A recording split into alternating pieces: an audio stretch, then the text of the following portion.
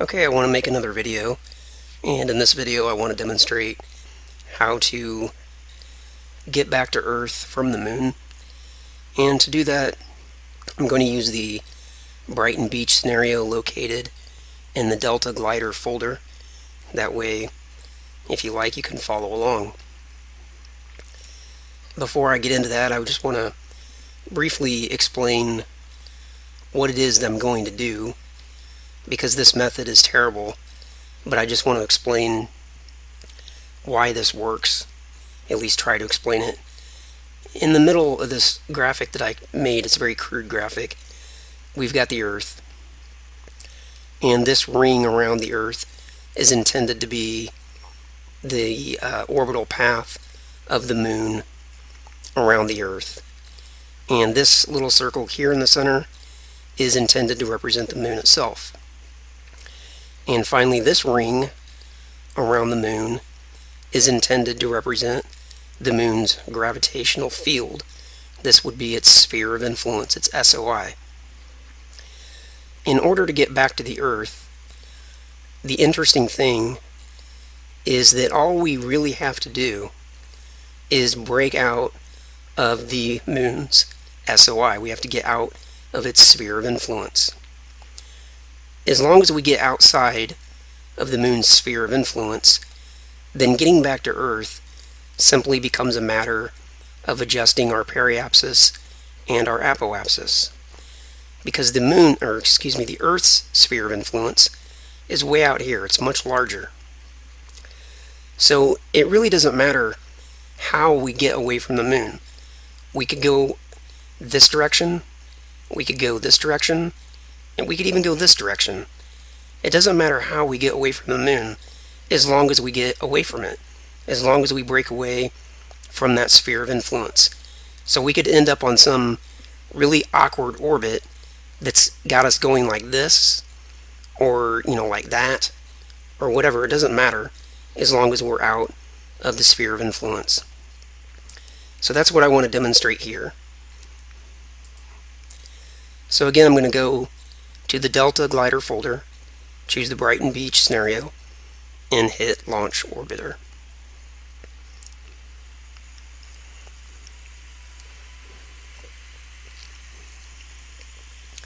Once Orbiter comes up, I'm just going to take off and get back to Earth with no planning. So let me just hit F1 to jump right in to the cockpit view. And I'm not even really going to use any instrumentation other than the orbit MFD, just so I can know what my what my time to apoapsis is and that type of thing. But other than that, I'm not going to use any instrumentation, so I can just shut that side off. So without any further ado, and without regards to what my heading is, I don't care what my heading is. In fact, I could lift off and rotate to some random heading. It doesn't matter. I'm just going to go. So I'm going to hover up off the moon, track landing gear, and in fact I will shut off this so I don't even know where I'm going. And I'm just going to rotate to some random direction. I don't care. That works for me. I'm pointing this direction. I don't know what direction that is. Applying main engines. And now I just need to get up to a velocity of a little over 1,600 meters a second. Will get me up to the orbital velocity for the moon, but then I need to go beyond that to break out of the moon's sphere of influence. This is not efficient, obviously. This is not a good way to get back to the Earth, but I just wanted to demonstrate, a basic principle here.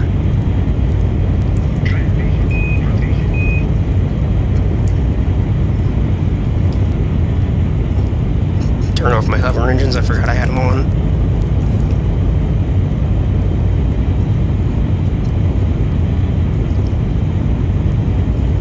And at this point, all I'm doing is keeping a little bit of an eye on my time to apoapsis. I don't want to get into some too into some really steep orbit around the moon, but that shouldn't be a problem because all I'm going to do is just continue burning straight ahead until my eccentricity is greater than 1. Because once it's greater than 1, it means I have,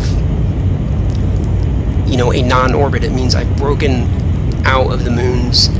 I have a velocity that's high enough to get me away from the moon's gravitational influence. And of course, the eccentricity will go lower here for a while I'm establishing an orbit, and then it'll climb back up again. In fact, I can probably get away with a little bit of time warp. Let me just pitch down a little bit here first.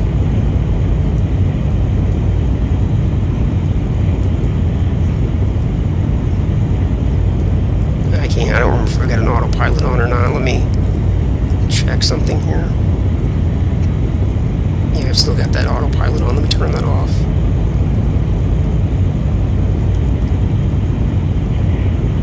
There we go. And I warp time ahead a little bit to break out. And there I am. Okay, now that I've broken away from the moon's gravitational effects here, or at least I have a velocity that will get me out of that, I'm just going to warp time ahead until the gravitational influence of the moon is down to basically nothing.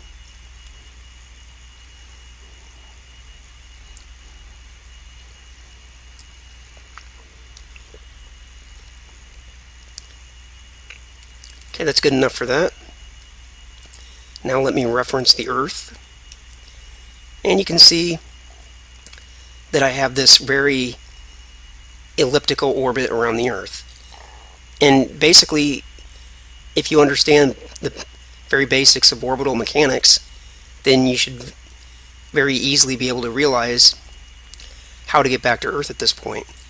All I have to do is lower my periapsis down so that I'm reasonably close to the Earth. So let's just briefly demonstrate that. My time to apoapsis is 301,000 seconds. So let me just warp ahead to apoapsis.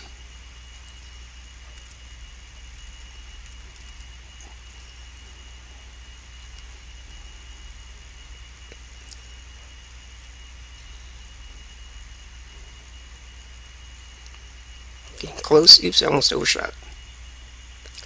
Now I can't use the prograde, retrograde stuff because for whatever reason, when you're this far away from the Earth, I'm assuming because this isn't green, then you actually have to use rotation and do it by hand. Luckily, it's right here.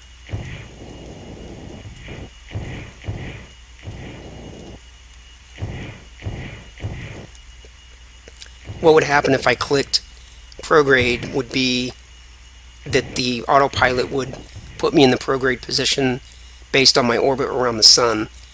So, and I don't want that. I want to be in, actually I want to be retrograde, not prograde.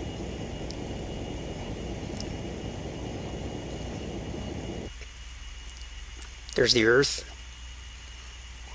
But as I was saying, being this far out, it would put me into the prograde or retrograde position based on my orbit around the sun, not based on my orbit around the Earth. So what I've done was, in bringing up the orbit HUD, then I click HUD over here, the HUD button, and that brings up my HUD so that I can see what my prograde and retrograde orientations are supposed to be. So now that I'm oriented to the correct direction, let me warp time ahead, get closer to apoapsis.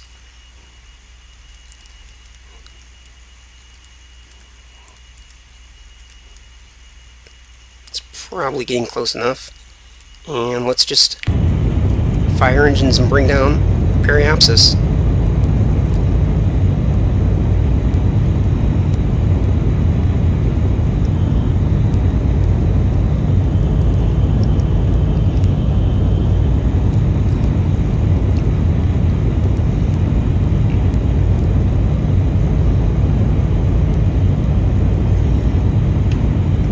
obviously looking for a periapsis somewhere in the neighborhood of, actually I probably shouldn't go lower than something like this, because I don't know exactly what's going to happen as I continue getting closer to the Earth. When you're this far out, obviously if I had a periapsis of 200 kilometers, that's not going to hold all the way. That's not going to hold all the way until I get to Earth. So I'm going to leave it a little on the high side, and I'll make a final adjustment once I get closer. So let me warp time ahead.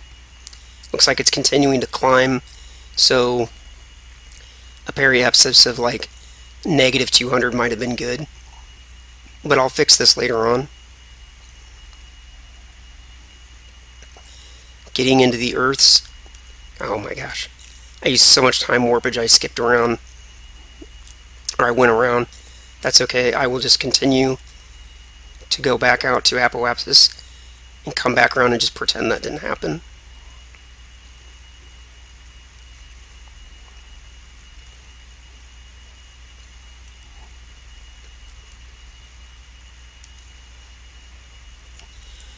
Okay, so pretending that I didn't accidentally go around one time, back in this position, what I would do here would be, since I'm now close enough to the Earth to be in the correct gravitational field, if I wanted to, I can start using prograde and retrograde autopilots. Now, to make an adjustment to your periapsis here, you don't actually want to use prograde and retrograde burns. What you want to do are inward and outward burns. So if I wanted to bring down my periapsis a little bit, at this point, I would rotate this direction, would be negative 90 degrees from the direction of, movement, and with just very small amounts of translation thrust, I would be able to bring down my periapsis.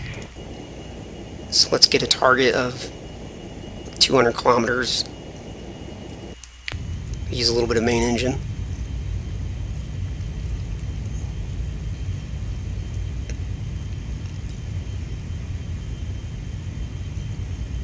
I'll leave it a little on the high side,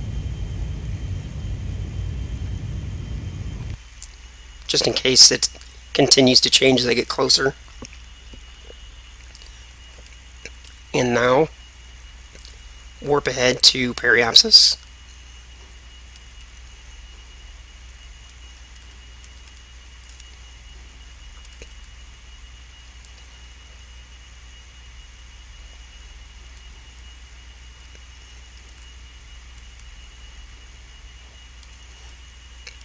And you're back home. Now just do a normal retrograde burn.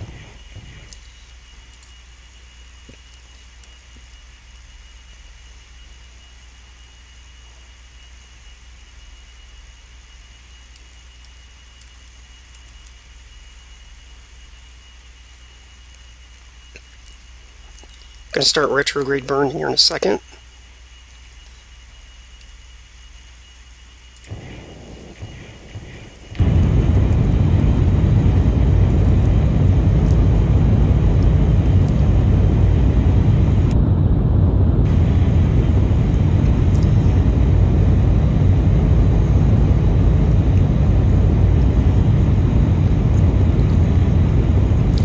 And there you have it. That gets you from the moon all the way back to the Earth without any kind of navigation or anything at all.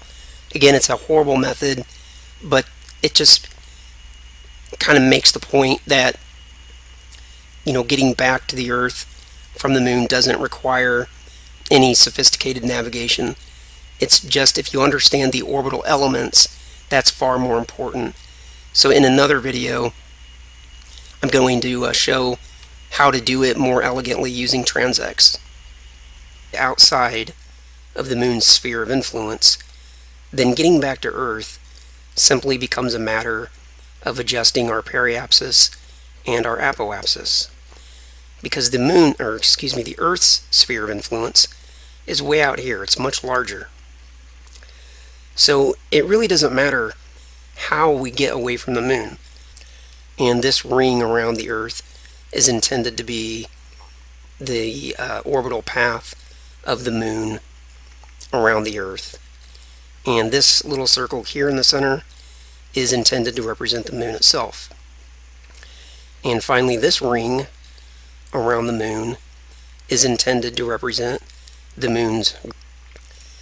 Before I get into that, I just want to briefly explain what it is that I'm going to do, because this method is terrible, but I just want to explain why this works, at least try to explain it. In the middle of this graphic that I made, it's a very crude graphic, we've got the Earth. Okay, I want to make another video, and in this video I want to demonstrate how to get back to Earth from the moon. And to do that, I'm going to use the Brighton Beach scenario located in the Delta Glider folder. That way, if you like, you can follow along. Gravitational field, this would be its sphere of influence, its SOI. In order to get back to the Earth, the interesting thing is that all we really have to do is break out of the moon's SOI. We have to get out of its sphere of influence. As long as we get